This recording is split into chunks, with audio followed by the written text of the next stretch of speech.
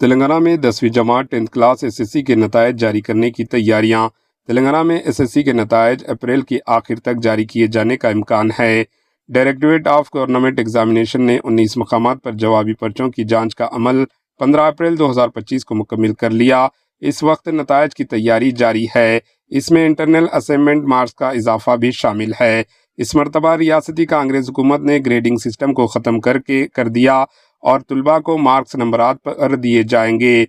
اگرچہ اس تعلیمی سال کے لیے 80 نمبر ایکسٹرنل ایگزامز اور 20 نمبر انٹرنل ایگزامز کے لیے مختص کرنے کا موجودہ نظام برقرار رکھا گیا ہے۔ Bureau report AHN news.